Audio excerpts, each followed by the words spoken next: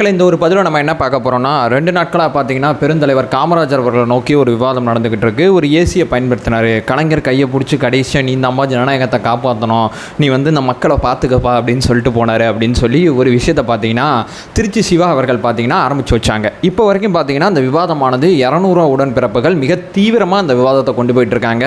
நாங்கள் சொல்கிறதாங்க கரெக்டு அப்படின்னு சொல்லி ஏராளமான புத்தகங்கள், அது மட்டும் இல்லாமல் ஃபோட்டோக்கா போட்டு ஏசி இருக்கா நான் சொன்னது கரெக்டு தானே அப்படின்னு சொல்லி ரொம்ப தீவிரமாக பேசிகிட்டு இருக்காங்க. இந்த வீடியோ நம்ம என்ன பேச போகிறோம்னா, ஒரு தலைவரை எந்த கோணத்தில் விமர்சிக்கணும், எந்த கோணத்தில் விமர்சிக்கக்கூடாது, அரசியல் களத்தில் விமர்சனம் அப்படிங்கிறது எப்படிப்பட்டதாக இருக்கணும் அப்படிங்கிறது இந்த உடன்பிறப்புகளுக்கு இந்த விஷயத்தில் ஒரு பாடத்தை கற்றுக் கொடுத்துடலாம் அப்படிங்கிறது தான் இந்த வீடியோட நோக்கம். அதாவது பார்த்தீங்கன்னா தலைவர் எவ்வளியோ இருப்பாங்களோ தொண்டர்களும் அவ்வளியில் இருப்பாங்கல்ல, ரொம்ப தெளிவாக இவங்க ஏன் இப்படி இருக்கான்னு யோசிச்சு பார்த்தா இவங்களோட ஆர்ஜினே அப்படி தான் இருக்குது அப்படிங்கிறது தான் நமக்கு பதிலாக வருது. சில விஷயத்தை நம்ம தெளிவாக ஆழமாக பேசணும்னு நினைக்கிறேன். ஏன்னா இந்த விவாதத்தில் பங்கேற்க வேணாம் அப்படின்னு தான் நினச்சேன். ஆனால் ஒரு லெவலுக்கு மேலே போயிடுச்சு இந்த விவாதம். ஒரு லெவலுக்கு மேலே போகும்போது இந்த விவாதத்தில் பங்கேற்க வேண்டிய அவசியம் இருக்குது அப்படிங்கிறத இந்த வீடியோவில் நான் சொல்ல வர்றது. ஒன் பை ஒன்றா தெளிவாக நம்ம பார்க்கலாம். உற்சாக வணக்கங்கள், வாங்க பதிவுக்குள்ளே போகலாம். இப்போ முதல் விஷயம் மக்களே, இந்த விவாதம் பார்த்தீங்கன்னா ஒரு 5 பாயிண்ட்டை மட்டும் நான் இங்கே சேர்க்கணும்னு நினைக்கிறேன். இந்த 5 பாயிண்ட்டை பார்த்தாவே இவங்க பண்ணுறதெல்லாம் பார்த்து பெரிய சீன்லாம் இந்த தமிழ் சமுதாயத்தில் ஏற்படாது அப்படிங்கிறதான் உங்களுக்கு ஆழமாக தெளிவாக புரியும். ஏன்னா பெருந்தலைவர் காமராஜர் அவர்கள் நம்மளுடைய கொள்கை தலைவர். நம்மளுடைய கொள்கை தலைவரை பார்த்தீங்கன்னா இவ்வளவு கடுமையாக அவங்க விமர்சனம் பண்ணுறது சில பேருக்கு மன அழுத்தத்தை கொடுத்துருக்கோம். ஆனால் அதெல்லாம் ஒரு சீனும் கிடையாது நண்பர்களே. விட்டு தள்ளிட்டு நம்ம அடுத்த வேலையை பார்க்கலாம் அப்படிங்கிறத நான் இங்கே சொல்ல வரேன். பொதுமக்கள் ரொம்ப தெளிவாக இருக்காங்க அப்படிங்கிறத நான் இங்கே பதிவு செய்ய வர்றது. இப்போ முதல் விஷயம், இவங்க இப்படி பண்ணுறது பார்த்தீங்கன்னா சில பேருக்கு அதிர்ச்சியாக இருக்குது, ஆச்சரியமாக இருக்கலாம் சொல்லிட்டு இருக்காங்க. எனக்கு அதெல்லாம் ஒரு கருவும் கிடையாது. ஏன்னு சொல்லி கேட்டிங்கன்னா, இவங்களுடைய தலைவராக இருந்த கலைஞர் என்ன பண்ணார் தெரியுமா? முரசொலியில் பார்த்தீங்கன்னா தனிப்பட்ட முறையில் தான் பார்த்தீங்கன்னா காமராஜர் அவர்களை தாக்கி பேசுனாங்க. காக்கான்னு சொல்லி விமர்சித்தார். அவருடைய கருமை நிறத்தை விமர்சித்தாங்க. அவருடைய உடல் அமைப்பை பார்த்தீங்கன்னா விமர்சித்தாங்க. அவரையும் பார்த்தீங்கன்னா ஜப்பானையும் பொருத்தி ஒரு கொச்சையான சில வசனத்தை பேசினார். அதெல்லாம் நான் பதிவு செய்யவே விரும்பலை. ஸோ இந்த மாதிரி சில விஷயத்தை பார்த்தீங்கன்னா தனிப்பட்ட முறையில் அவர் போட்ட கார்ட்டூன்லாம் உங்கள் பார்வைக்கு நான் முன்னாடி வைக்கிறேன். இதுதான் கலைஞர் பண்ணது. அவருடைய 9 வருஷ ஆட்சி காலத்தை பார்த்தீங்கன்னா குறை சொல்ல முடியல. அவரை தனிப்பட்ட முறையில் பார்த்தீங்கன்னா கலைஞர் அவர்கள் முரசொலியில் தாக்குனாங்க. அதற்கான ஆதாரங்கள் சைடில் இருக்குது. இது ஒரு பக்கம் இருந்தாலும் இந்த உடன்பிறப்புகளும் பார்த்தீங்கன்னா தனிப்பட்ட முறையில் காமராஜர் விமர்சிக்கிறாங்களே தவிர அவருடைய 9 வருஷ ஆட்சி காலத்தை இவங்களால் தொடவே முடியல. இங்கே மக்கள் மத்தியில் காமராஜர் ரொம்ப பிரபலமாக இருக்கிறது தனிப்பட்ட முறையில் இருக்கக்கூடிய அவருடைய பண்பு நலங்கள் ஒரு பக்கம் இருந்தாலும் அவர்கிட்ட ஒரு நிர்வாகத்தை கொடுத்தோம். 9 வருஷம் ரொம்ப சூப்பராக அந்த நிர்வாகத்தை பண்ணி கொடுத்தார். அப்படிங்கிறதுனால தான் நம்ம அத்தனை பேருமே காமராஜரை மிகப்பெரிய லெவலில் பார்க்குறோம். என்னமாய் தலைவரியா இவர் அப்படிங்கிற ஒரு விஷயத்தை தான் பார்க்குறோம். ஆனால் இவங்க தனிப்பட்ட முறையில் பார்த்தீங்கன்னா அவருக்கு சிகரெட் பொறிக்கிற பழக்கம் இருக்கும். அதுவும் பார்த்தீங்கன்னா அவர் செயின் ஸ்மோக்கர். அது மட்டும் இல்லாமல் தன்னுடைய தாயை பார்த்தீங்கன்னா அவர் வந்து அடிச்சிருக்காரு அப்படிங்கிற ஒரு தகவலாக இருக்கட்டும். ஏசி இல்லாமல் இருக்கவே மாட்டாருங்க அவர் அப்படிங்கிற தகவலாக இருக்கட்டும். திருச்சி சிவா அவர்கள் பார்த்தீங்கன்னா கலைஞர் பெரியவர் அப்படின்னு சொல்லி பல விஷயத்தில் பேசலாம். கலைஞருக்கு பல பண்புகள், நல்ல பண்புகள் இருக்குன்னு சொல்லி பேசலாம். இப்போ உதாரணத்துக்கு சொல்ல போனால் முதலமைச்சர் மு க ஸ்டாலின் அவர்கள்ட்ட நான் பெருசாக மதிக்கிற விஷயம் என்ன தெரியுமா? இந்த தமிழ்நாட்டில் பார்த்தீங்கன்னா யாரோ ஒரு வீட்டில் பார்த்தீங்கன்னா ஒரு துக்க நிகழ்வு நடக்குது. அந்த துக்க நிகழ்வு பார்த்தீங்கன்னா ரொம்ப முக்கியமான ஒரு தலைவராக இருந்தார்னா தன்னுடைய பணிக்கு நடுவில் பார்த்தீங்கன்னா அந்த துக்க வீட்டில் பார்த்தீங்கன்னா முதலமைச்சர் மு க ஸ்டாலின் இருக்காங்க. இது தனிப்பட்ட முறையில் பார்த்தீங்கன்னா நான் முதலமைச்சர் மு க ஸ்டாலினா பெருமை பேசுகிற மாதிரி ஒரு வசனமாக இருக்கும். இங்கே பார்த்தீங்கன்னா முதலமைச்சர் மு க ஸ்டாலின் வந்து அதிகமாக துக்க வீட்டில் இருந்தார். ஆனால் ஜெயலலிதா அம்மா இப்படி இல்லை அப்படின்னு சொல்லி நான் பேசுகிறது இது முதலமைச்சரை தூக்கி வச்சு பேசுகிற மாதிரி, ஜெயலலிதா அம்மையாரை கம்மியாக பேசுகிற மாதிரி ஒன்று இருக்குது. ஒருத்தருக்கு ஒரு தனிப்பட்ட முறையில் பார்த்தீங்கன்னா நிர்வாகம் தாண்டி பார்த்தீங்கன்னா தனிப்பட்ட முறையில் பார்த்தீங்கன்னா துக்க வீட்டில் பங்கேற்கணும் அப்படிங்கிறது முதலமைச்சரோட தனிப்பட்ட விருப்பமாக இருக்கலாம். இது நான் முதலமைச்சரை மட்டும் நான் கோட் பண்ணி இந்த வார்த்தையை பதிவு செஞ்சேன்னா அதில் எந்த விதமான பிரச்சனையும் கிடையாது. ஆனால் திருச்சி சிவா அவர்கள் பார்த்தீங்கன்னா ரொம்ப தெளிவாக இருக்காங்க இந்த திமுக காரங்க. அதாவது பேரங்கர் அண்ணா, கலைஞர், அடுத்து முதலமைச்சர் மு க ஸ்டாலின் தான். இங்கே வேற எந்த ஒரு தலைவருக்கும் பார்த்தீங்கன்னா புனித பின்பம்லாம் இருக்கக்கூடாது. அப்படி இருந்தால் அந்த பின்பத்தை நாங்கள் உடப்போம் அப்படிங்கிறதுல ரொம்ப தீவிரமாக இருக்காங்க. இங்கே பார்த்தீங்கன்னா திருச்சி சிவா அவர்கள் என்னுடைய கருத்து விவாதமாக வேணாம் தான் சொல்கிறாரு. முதலமைச்சர் மு க ஸ்டாலின் அவர்கள் பார்த்தீங்கன்னா விவாதம் வேணாம் தான் சொல்கிறாரு. 2 தலைவர்களை ஒப்பிட்டு பேசுறதுலே முதல்ல தப்பு அப்படிங்கிற கருத்தை பார்த்தீங்கன்னா பதிவு செய்யக்கூடாதுன்னா அவர் சொல்லலை. 2 இடத்துலையுமே பார்த்தீங்கன்னா இந்த விவாதத்தில் தலைமை பார்த்தீங்கன்னா திமுக தலைமை பார்த்தீங்கன்னா ரொம்ப குளிர் காஞ்சிக்கிட்டு இருக்கு. ஒரு மேம்போக்கா வேணாம்ப்பா சண்டை சச்சரவுலாம் வேணாம்பா அப்படிங்கிற ஒரு விஷயத்தை மேம்போக்கா வாய் வழியாக தான் சொல்கிறாங்களே தவிர மனசுக்குள்ளே பார்த்தீங்கன்னா ரொம்ப ஆனந்தமாக இருக்காங்கன்னு தான் என்னால் புரிஞ்சுக்க முடியுது. இங்கே பார்த்தீங்கன்னா கலைஞர் பெரியவன் பேசிட்டு போங்க அவருடைய தனிப்பட்ட பண்பு நலன்கள். இப்போது கொஞ்ச நாளைக்கு முன்னாடி கூட நான் ஒரு சின்னதாக ஒரு புக்கு ஒன்று போட்டிருப்பேன். அந்த புக்கில் பார்த்தீங்கன்னா நம்மளுடைய முன்னாள் பிரதமர்கள் அத்தனை பேரோட தனிப்பட்ட பண்பு நலன்கள் இருக்கும். அது ஒவ்வொருத்தரையும் தனிப்பட்ட முறையில் அவங்களாம் எவ்வளோ நல்லா இருக்காங்க, எவ்வளோ சூப்பராக இருக்காங்க அப்படின்னு சொல்லி தான் இருக்கும். இங்கே நம்ம பெரியவர் காமராஜர் அவர்களை பற்றி தனிப்பட்ட முறையில் பேசணும்னா தனக்கு எதிராக ஒரு முதலமைச்சர் வேட்பாளராக ஒருத்தர் நின்றுருக்காரு காங்கிரஸ் காங்கிரஸ் கட்சியிலேயே அந்த முதலமைச்சர் வேட்பாளையும் தன்னுடைய நிர்வாகத்தில் சேர்த்துக்கிட்டாரு. ஏன்னா அவருடைய நிர்வாக திறமை எனக்கு தேவை அப்படின்னு சொல்லி நிர்வாகத்தில் சேர்த்துக்கிட்டாரு. இந்த ஆப்போசிட்ல இவர் முதலமைச்சராக சேர்த்துக்கிட்டார். பார்த்தீங்களா, முதலமைச்சராக ஒருத்தர் வழிமொழி வரல, அவரையும் பார்த்தீங்கன்னா தன்னுடைய நிர்வாகத்தில் சேர்த்துக்கிட்டார். தனிப்பட்ட முறையில் பார்த்தீங்கன்னா காமராஜர் அவர்களை பற்றி இந்த மாதிரி நிறைய பேசிட்டே போகலாம். தனிப்பட்ட ஒரு தலைவரை பற்றி பேசணும்னா அவர் தனிப்பட்ட பண்புகளை பற்றி நம்ம பேசலாம். ஒப்பிட்டு பேசினாவே உங்களுக்குள்ள உள்நோக்கம் இருக்குது அப்படிங்கிறதான் என்னுடைய ரெண்டாவது பாயிண்டாக இருக்குது. இப்போ அடுத்த விஷயத்துக்கு போகலாம். இங்கே பார்த்தீங்கன்னா காமராஜர் அவர்களை பார்த்தீங்கன்னா தனிப்பட்ட பண்பு நலன்கள் அவர்கிட்ட நிறையா இருக்குது, அதில் மாற்று கருத்து இல்லை. அது ஒரு பக்கம் இருந்தாலும் அவரை இங்கே தமிழ் சமுதாயம் பெருசாக கொண்டாடுறதுக்கு மிக முக்கியமான காரணம் என்னன்னா, 9 வருஷம் அந்த மனுஷன்ட்ட ஒரு நிர்வாகத்தை கொடுத்தாங்க. அந்த நிர்வாகத்தை எவ்வளோ தூரம் செம்மையாக அவரால் நடத்த முடியுமோ அவ்வளோ தூரம் நடத்தியிருக்கார். அந்த ஒரு காரணத்துக்காண்டி தான் காமராஜர் அவர்களை எல்லாருமே மிகப்பெரிய நபராக கொண்டாடுறோம். இங்கே காமராஜர் அவர்கள் பார்த்தீங்கன்னா முன்னாள் முதலமைச்சர் அப்படிங்கிற ஒரு இடத்துல மட்டும் நம்ம கொண்டாடல. அவர் ஒரு சுதந்திர போராட்ட வீரர், முன்னாள் முதலமைச்சர். 2 ஆங்கிள் அவர்கிட்ட இருக்கிறதுனால தான் அந்த தமிழ் சமுதாயம் அவரை கொண்டாடிக்கிட்டு இருக்கு.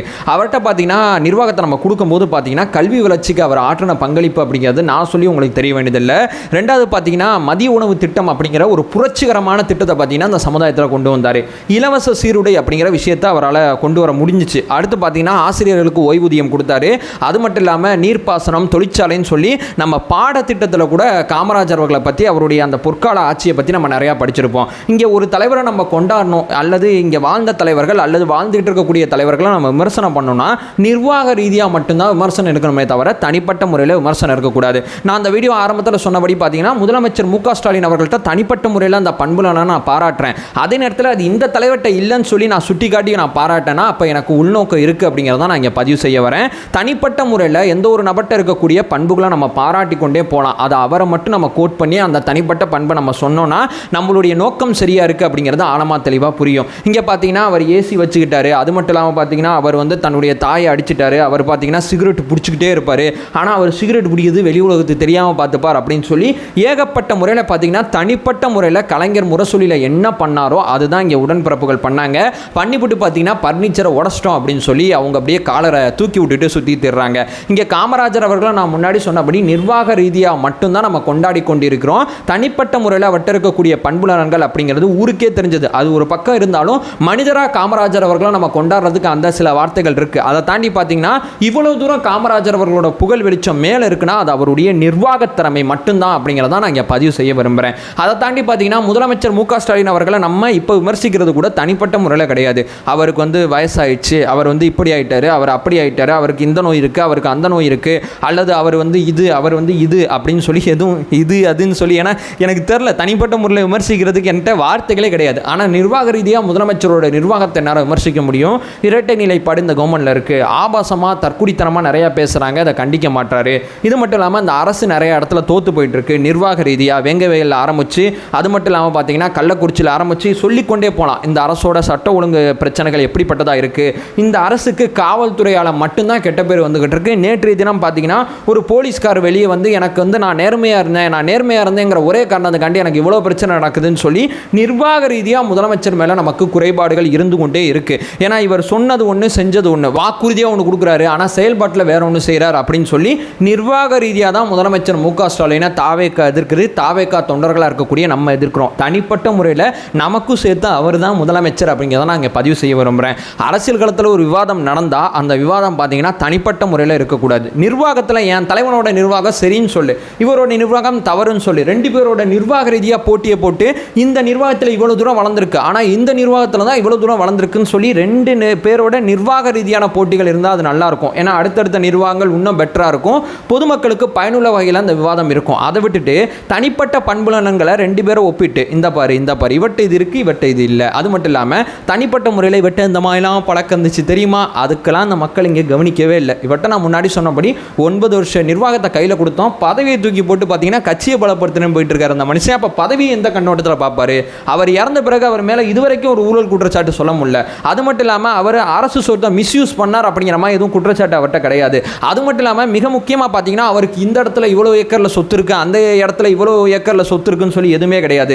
மதச்சார்பற்ற அரசை எப்படி நடத்தணும் அப்படிங்கிறதுக்கு காமராஜர் ஒரு பெரிய உதாரணமாக நம்ம சொல்லலாம். அது மட்டும் இல்லாமல் மிக முக்கியமாக பார்த்தீங்கன்னா அவருடைய வாரிசு அரசியல் அப்படிங்கிறது அவருக்கு என்னன்னே தெரியாது. குடும்ப அரசியல் அப்படிங்கிறத அவர் ஊக்குவிக்கவே கிடையாது. ஒரு தகுதியும் திறமையை வளர்த்துக்கிட்டு நீ நிர்வாகத்துக்கு வா அப்படிங்கிறதுல ரொம்ப ஆழமாக இருந்தார். தன்னுடைய ஜாதிக்காரனுக்கு அவர் எதுவும் செஞ்சது கிடையாது, தன்னுடைய மதக்காரனுக்கு எதுவும் செஞ்சது கிடையாது.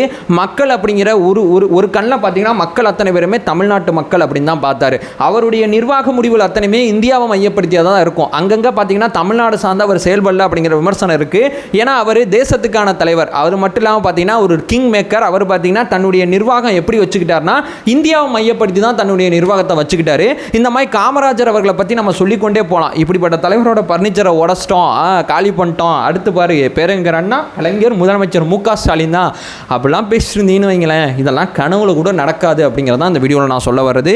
இதோட ஸ்டாப் பண்ணிங்க. ஏன்னா முதலமைச்சர் ட்வீட் போட்டு அமைதியாக இருக்க மாட்டீங்க. திருச்சி சிவா அவர்கள் பார்த்தீங்கன்னா விவாதம் வேணாமா, இந்த மாதிரி விவாதத்தை ஆரம்பித்து விட்டு சரிங்க நான் வந்து இந்த மாதிரி தனிப்பட்ட முறையில் 2 பேரும் ஒப்பிட்டு பேசியிருக்கூடாதுன்னு அவர் பேசியிருக்கணும். அதெல்லாம் அவர் சொல்லலை, விவாதம் வேணான்னு சொல்லிட்டு போகிறார். சரி, இந்த 2 தலைவர்கள் சொல்லிட்டு இவ்வளோ கண்டனங்கள் வந்து இவ்வளோ தூரம் அந்த உடன்பிறப்புகள் அமைதியாக இருக்க மாட்டாங்கன்னா எவ்வளோ தூரம் இவங்க உக்கிரமாக இருக்காங்க, எவ்வளோ தூரம் தனிப்பட்ட முறையில் ஒரு மனுஷனை டேமேஜ் பண்ணுறதுல எவ்வளோ தீவிரமாக இருக்காங்க அப்படிங்கிறது தான் இங்கே நம்ம ஆழமாக தெளிவாக புரிஞ்சுக்க வேண்டியது. அதாவது பெருந்தலைவர் காமராஜர் அவர்களே மனசாட்சி இல்லாமல் நடந்துக்கிறாங்கன்னா நம்ம தலைவரை நோக்கி இவ்வளோ விமர்சனங்களை முன்வைக்கும் போதெல்லாம் இவங்க இப்படி தான்பா காமராஜரே இப்படி தான் பேசுனாங்க இந்த பசங்க அப்படிங்கிறதா நமக்கு தோணுது அப்படிங்கிறதா இந்த வீடியோவில் நான் சொல்ல வர்றது. ஸோ எல்லாத்தையும் நான் பேசிட்டேன்னு நினைக்கிறேன். தனிப்பட்ட முறையில் நான் யாரையும் விமர்சித்து எனக்கு பழக்கம் கிடையாது, நிர்வாக ரீதியாக நான் விமர்சிக்காமல் இருந்தது கிடையாது அப்படிங்கிறது இந்த வீடியோவில் சொல்லிட்டு, என்னுடைய அரசியலும் எங்கள் கட்சியோட அரசியலும் நிர்வாக ரீதியான விமர்சனத்தை நோக்கி மட்டும்தான் இருக்குமே தவிர தனிப்பட்ட முறையில் விமர்சனம் அப்படிங்கிறது எங்கள் ரத்தத்திலே கிடையாது அப்படிங்கிறதான் இந்த வீடியோவில் நான் சொல்ல வர கடைசி பாயிண்ட்.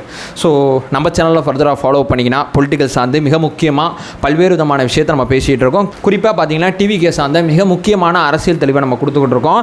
நம்மளோட ஒரே நோக்கம் அறியாமை அகற்ற வேண்டும், அறியாமை அகற்றப்பட வேண்டும். Thank you so much.